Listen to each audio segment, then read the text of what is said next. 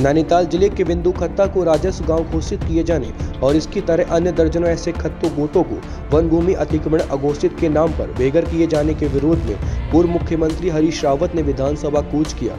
हरीश रावत के नेतृत्व में हुए प्रदर्शन में इंडिया गठबंधन के घटल दलों के नेताओं और कांग्रेस पार्टी के प्रदेश अध्यक्ष करण मेहरा ने भाग लिया।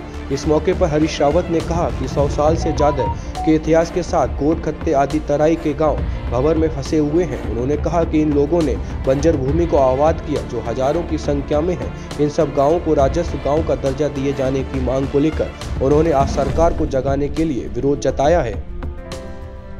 जी, ये 100 साल से ज़्यादा के इतिहास के साथ हमारे गोट खत्ते आदि तराई भावर में बसे हैं और यहाँ गांव-गांव से आए हुए भूमिहीनों ने, गरीबों ने, दलितों ने, शिल्पकारों ने अपने वहाँ बसे और उन बंजर भूमियों को आबाद करना शुरू किया। वहाँ पर अपने पशुपालन किया, खेतीबाड़ी की और ये हज़ारों की संख्या में हैं जिनमें आप अंदाज़ लगा सकते हैं 1 लाख से ज़्यादा की आबादी वाला बिंदु खत्ता है। ऐसा ही बग्गा चौवन, ऐसा ही सुंदरखाल, ऐसे ही जो है चुकम, पापड़ी, कई गांव हैं।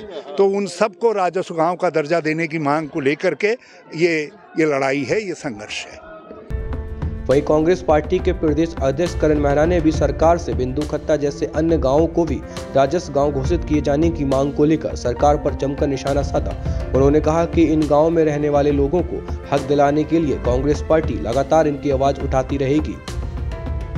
अतिक्रमण के नाम पर बिंदु खत्ता को खतरे में डाली। 2 महीने पहले ही जिला अधिकारी की रिपोर्ट में फिर उसको जो है अतिक्रमण दिखाया गया है जो निश्चित ही निंदनीय है। 2006 में आदरणीय मनमोहन सिंह जी ने खत्तों के लिए वन गाँवों के लिए एक नया अध्यादेश पास किया था जिसमें कहा था कि राज्य सरकारें इनके प्रस्ताव बनाकर भेजे, डिफॉरेस्टराइजेशन कराए और इन इलाकों को जो ऐसे क्षेत्र हैं इनको चिन्हित करके इनको पक्का किया जाए, इनको ग्राम सभा का या छोटी पंचायतों का जो है स्वरूप दिया जाए। लेकिन अफसोस है बीजेपी उस रास्ते पे नहीं चल रही। 2006 का जो अध्यादेश है उसका पालन ना करते हुए गरीबों को घर उजाड़ने की कोशिश करी जो निश्चित ही निंदनीय है।